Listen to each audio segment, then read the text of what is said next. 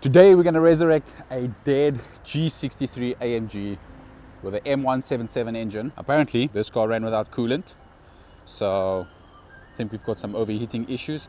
Yes, today we're going to witness how much is it going to cost you to drive a high performance engine with no coolant. We might just have to pull the heads to check and see what's going on over there. But if we see more damage, then we're going to have to pull this complete engine and do a complete engine rebuild, which is going to cost a lot of money. So let's quickly do a cooling system pressure test to check and see what's going on, and then take it from there. And we're going to find out, is it really worth it saying, I didn't drive it that far without coolant? 3 horsepower, 1, 2, 3, go! Hopefully this is the last time that this G-Wagon gets transported in such a way. Before doing a cooling system pressure test, I think it's a good idea just to drop an endoscope down into the cylinders just to check and see what does it look like on the inside of the engine. Come on. There we go. Oh, there's water. There's definitely water. Let's do a cooling system pressure test whilst we've got the camera in there, and then we can see if the water's coming through the head gasket or if we've got a cracked engine block or cracked cylinder head or something of the sort.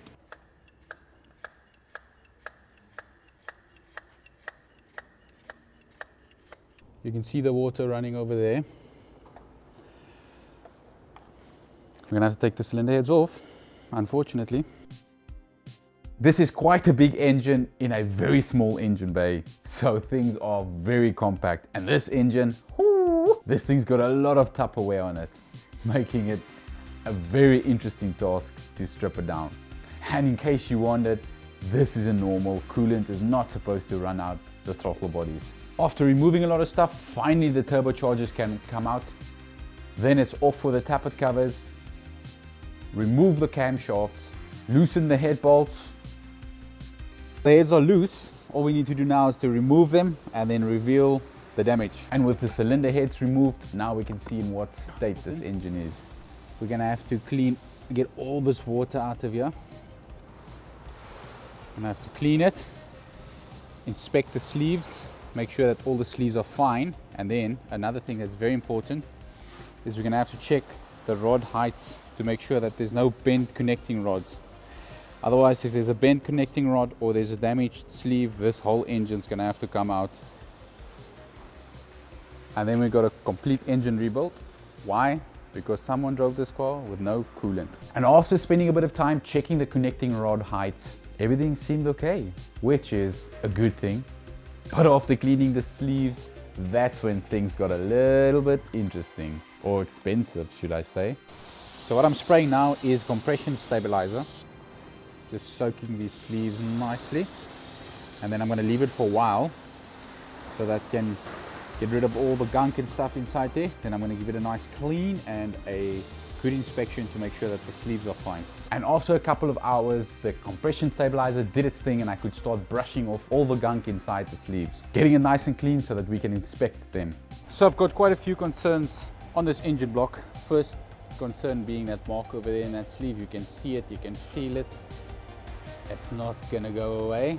That's first problem. We did a vacuum on the cylinders and it's very unbalanced, which means we might have piston rings that's not seating properly. I mean, gunk got in there, that can cause the piston rings to not seal properly. So we're gonna have to take this engine out, strip down the engine block.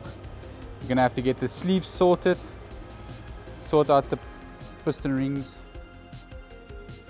sort out the cylinder heads as well. And that's exactly what we did. Removed the engine block, stripped it down completely, removed all the pistons and connecting rods, as well as the crankshaft from this engine block, and then send the engine block off to the engineers to get it sorted as quickly as possible. But for some reason, things once again didn't go according to plan.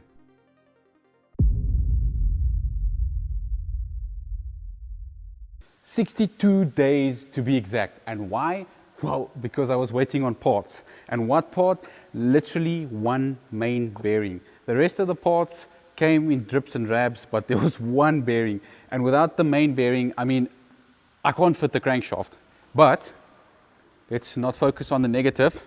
We've got the whole engine packed out. Everything is nice and clean. Everything is ready to go. These are color codes for the crankshaft main bearings. Now, something that I noticed when stripping this engine is that this is actually not the first time work's being done to this engine. Let me show you guys. In there, you can see that it definitely broke a connecting rod on one of the two rear cylinders. It's either cylinder number 4 or cylinder number 8, which someone repaired somewhere down the line on this engine. So I had the crankshaft checked out by my engineers as well to make sure that everything is correct. It's not bent or anything weird's going on over here. So I'm happy with the crankshaft. I'm happy with all the components. So let's start rebuilding. And I'm 100% sure whoever's watching this video, whenever your coolant light comes on, you will stop and you'll sort it out. You won't drive, because this is costing a lot of money. Even though all the parts were cleaned, I cleaned them again before final assembly, making sure when I fit them that they are clean. It's very important to clean the back of the bearing as well, as the inside of the bearing houses in the engine block. What we want to get rid of is this dirt buildup and this overspray on the back of the bearings. We are running very tight oil clearances, and this is enough to mess with that. Our crankshaft had nowhere, so we can run stock bearings, which were the 60-day hold-up in the first place. These codes on the engine block, as well as these codes on the crankshaft, represents our color codes for our bearings. Mine was calculated and ordered to spec, making sure we run the correct bearings. On screen is all the color codes, just in case you need to replace main bearings on any Mercedes engine. Use this chart and you'll be good to go. But always make sure that there's no wear on your crankshaft. With all the checks done, I can now install our oil spray nozzles and then torque them to 15 Newton meters. Next, I install my clean bearings in my engine block, making sure there's no oil or dirt between the bearings and the engine block. With all the correct color bearings in the correct locations, I can add a bit of oil on my bearings, fit our thrust washers, and gently drop in our clean crankshaft.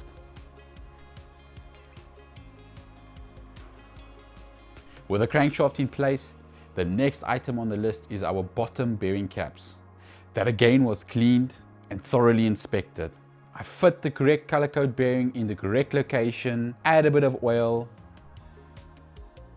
making sure no oil ends up over here, as I want my two metal surfaces to mate properly. Fit our caps as per these numbers, 1 from the front to 5 at the back. And then it's time to torque our bolts to spec. I can already see a lot of you coming at me in the comment section about assembling an engine with oil. Why don't you use assembly lube? Well, you're right. I should use assembly lube, but you see, the thing is, this engine is gonna run tomorrow, so I can assemble it with oil. It was a different story if this engine had to stand for quite some time before running, but I'm pushed for time, so this engine needs to run tomorrow, so it's fine if I assemble it with oil. But you can comment if you want to, because you know what? When you comment, it helps. It helps this video getting out there. You know what also helps for this video to get out there is if you guys hit that like button. So whilst I'm talking this, thank you so much guys for hitting that like button. There's 3 bolts. There's our inner bolts, our outer bolts, and our side bolts. They all have a different torque setting. There's actually 4 different torque settings. In the middle, we've got the M10 bolts, torque setting, 35 Newton meters with a 90-degree angle. Then we've got our M9 bolts, that's a 25 Newton meters with a 90-degree angle. Then on the side bolts, which is M8 bolts, all of them is 20 Newton meters with a 90-degree angle, except for this one, which is, so these ones are 35 millimeters in length, this one is 50 millimeters in length, and this one's got a torque setting of 25 Newton meters and a 90-degree angle. I'm torquing all our crankshaft main bearing bolts in the same sequence as what I've explained the torque settings. Starting in the middle, moving out to the sides. And once that's done, I can mark the bolts. And then I can pull that final 90-degree angle, getting all our marks to line up. And now we can move over to the next item on the list. I'm happy with that. Crankshaft's looking beautiful. Next up, we can flip this baby around because we've got some piston ring works to do. I've got some order in the house and I've packed everything out in the way. Don't worry, I know how to count, but this is the way that I'm going to assemble the engine. So what I need to do now is I need to set these ring gaps. That's Mercedes-Benz specifications, and that is the Wyseco piston rings that we're using. That's their specifications. So I do a calculation. There's a formula on this that you use, and then basically I found a happy medium between this and that, not making our new ring gaps too big, bearing in mind that we're using a different metal sleeve, so there is differences in the way it expands when heating up. But these Wyseco sets, these oil rings are too big. We can't use them. So I'm going to chuck them. Well, I'm not going to chuck them. I'm going to put them in a safe place. But that's why I had to get these two sets. So we're going to use the oil rings from these two sets, and then we're going to use those compression rings. There's our new connecting rod bearings, and then we're replacing all the connecting rod bolts. So now I've got 16 piston rings to measure in the engine block, and then machine them down with this. It's a lengthy process, but it's a must. We must do it. I gently install all my piston rings in order and then use a piston to align them in their respective sleeves. Take a feeler gauge to measure the ring end gaps, and if they're too small, I grind them down slowly and check them multiple times until set to spec, bearing in mind that I can only remove material but I cannot add material. So patience is key here.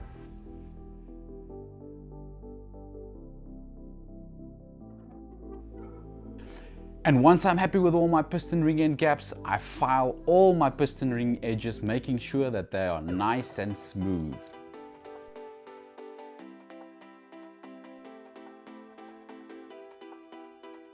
I'm happy with all the ring gaps. Now, what I'm going to do is I'm going to replace this piston, and this is on cylinder number 8. And I think whoever rebuilt this engine previously, this must be the piston from whatever conrod broke. So if I have to guess, I would say the problem came from cylinder number 8. So let me get the piston rings installed, get the pistons lubed up, get the sleeves lubed up, and then we get our new fresh bearings fitted, torque up our new bolts, and then we can move over to the cylinder heads. I start off by removing all the piston rings and big end bearings that I'm going to replace. Then I get all the new parts in order for assembly. Clean the inside of the connecting rods where the big end bearings will live for the rest of their lives. Again, making sure that we have no debris in between our bearings and the housings that might mess with our oil clearances.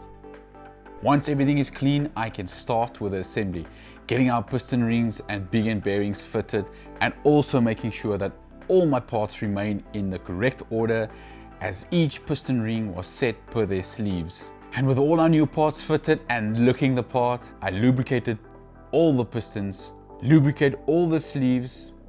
I made sure my piston rings were fitted in a specific sequence, clamped it with a ring squeezer, lubricate the big end bearing, and gently sliding it into the cylinder, making sure the connecting rod does not hook anywhere. Gently tap the piston into the cylinder, flip the engine over, and connect the connecting rod to the crankshaft. And then it was just repeating this process 7 more times. And once all 8 pistons were fitted, I torqued the connecting rod bolts to specifications, which is 25 Newton meters followed by a 90-degree angle.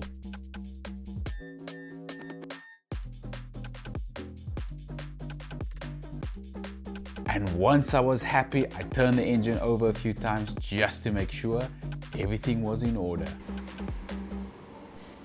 This is a really good place to be. I'm very happy with that. This is our next components that we're gonna have to get onto this engine, but now this engine's gonna take shape quickly. And this is the order for the timing chains. So if you are busy working on an engine like this, if you can take a screenshot of this will help you. But now let's get that installed, get the heads on, so we can set the engine timing. I install all my sliding rail pins into the front cover just to make sure that my sliding rails order is correct. Once happy, I can install the chain and the drive gears, torquing the bolts that holds the gears in place. Once everything is in order, I can then tap in the sliding rail pins into the engine block, install the chains tensioner, and then lock our crankshaft in position using a 8mm drill bit. Next, I can install the timing chains that runs from the idler gears to the camshafts. I also fit some of the sliding rails before fitting the cylinder heads. Now I make sure our mating surface edges are nice and smooth, check our mating surfaces, clean our mating surfaces, drop on our new head gaskets, making sure that they are fitted properly, lubricate our new cylinder head bolts, and finally fit our cylinder heads.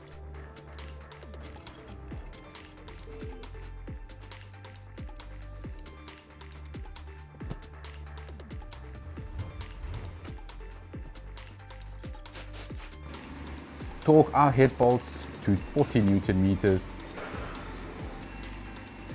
followed by 3 times 90-degree angles. Once all the head bolts are torqued, I can finally enter the final sliding rail pins into the cylinder heads. Now it's time to fit the camshafts and the hydraulic lifters. I add oil to the cylinder heads, gently enter all the hydraulic lifters. I then add some more oil and then finally slide in the camshafts. Then everything that happened on the right bank is just a repeat on the left bank as well. Got our engine timing set without setting the engine timing, if that makes any sense. Basically all I did is, when the camshaft was removed, I didn't loosen these bolts. I left everything as it was. There was nothing wrong with this engine timing. It just overheated, as we all know. I've got my 8mm drill bit locking our crankshaft in its position. And then I just made sure that got my 90-degree angles on the camshaft, like that. And I just made sure that this faces upwards. Boom, done. Timing set. Now, next on the list is all of this. I'm gonna get our tappet covers on there. This is our bearing for the camshafts. So this gets torqued to 10 Newton meters, followed by a 90-degree angle. We're gonna have to put some sealant on here. Just a teeny tiny bit. We don't want sealer peeling in over here. It's safe to say this engine took shape. It's safe to say that we're almost done. It's safe to say that this thing is gonna fire up shortly. Again, I'm cleaning all our sealing surfaces and then replace the sliding blocks for the timing chains in the tappet covers. Add my teeny tiny bit of sealant to both the tappet covers. Add some oil on the head internals, check that all is in order, and then close up the cylinder head by fitting and torquing the tappet covers. And the left is basically just a repeat of the right. Turn over the engine a couple of times to make sure that my work done so far was done properly, then fit the 2 small front covers, and finally flip the engine over to start closing the bottom of the engine. Replace all the seals, bleed and fit the oil pump, get the oil pickup fitted, and then torque the oil pickup. Then bleed the oil pump system with some 8100 XS 5W4T motor oil, which is one of my favorite oils that I stock and use the most, as this oil has so many applications.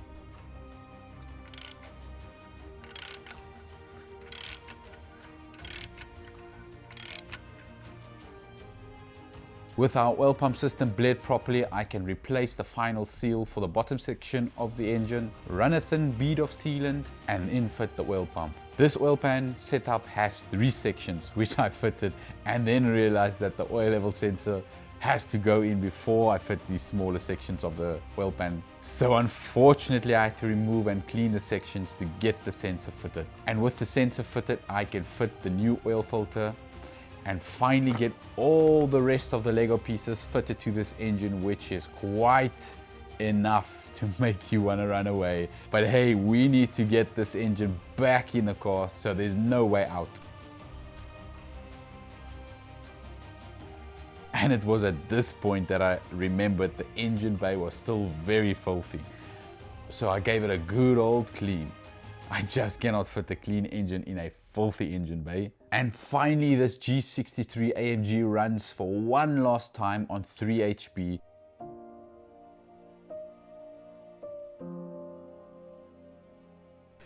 Finally, the engine's complete, ready to be reconciled. But it's safe to say, getting all these add-ons on here, I think it takes longer to do that than what it takes to physically rebuild the engine. Getting all this stuff on here, it was the opposite of fun. But now we can finally reconcile car and engine. Let's go.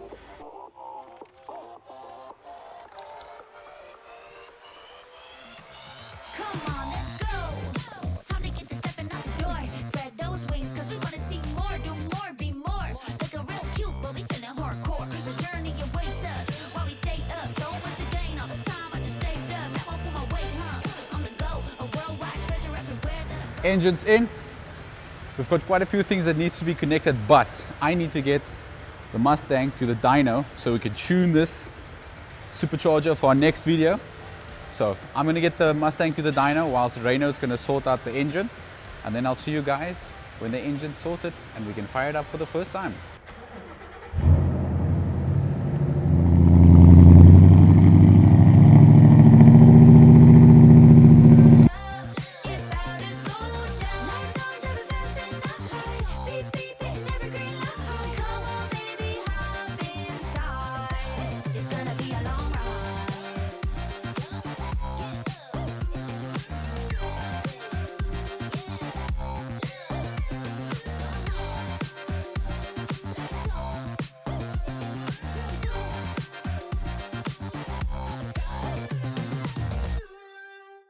Everything's assembled, she's ready to fire up. We just need to get the oil in, turn the engine over just to bleed everything, and then it's time to fire up.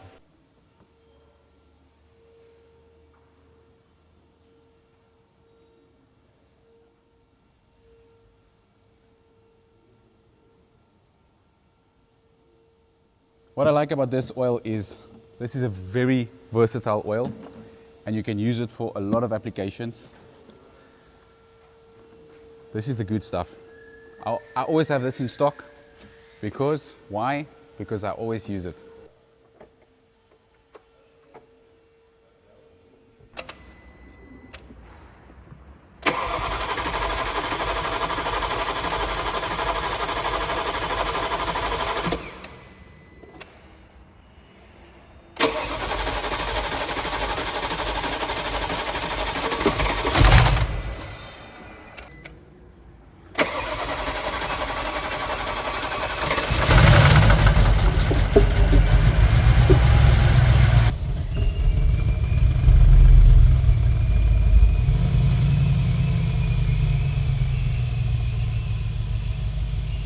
There we go, she's running.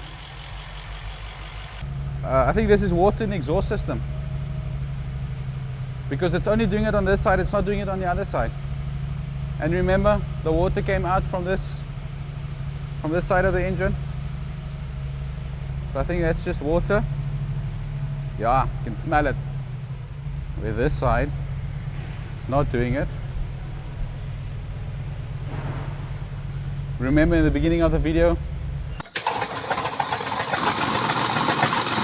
that water that came out the cylinders, obviously it ended up in the exhaust system as well. We did clean out the intercoolers just to make sure that there's nothing in there that's not supposed to be there.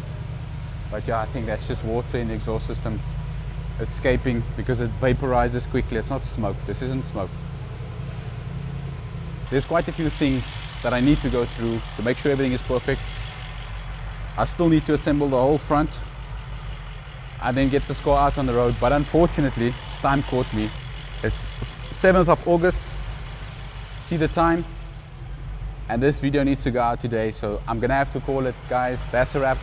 If you like this type of content and you want to see more cars being saved, and if you want to know what happened to the Mustang on the dyno, hit that like button, hit that subscribe button, and I'll see you guys in the next one. And I'm probably gonna have to answer you guys on how much this cost. Well, a repair like this can set you back anything between 200 and 250,000 South African rands, which is kind of crazy. These parts for these engines are super expensive and you can only get them from the main dealer. So yeah, this is what 200 to 250,000 rand repair looks like. That's the price. I'll put the dollars up on the screen. Thank you so much for watching and I'll see you guys in the next one. Cheers.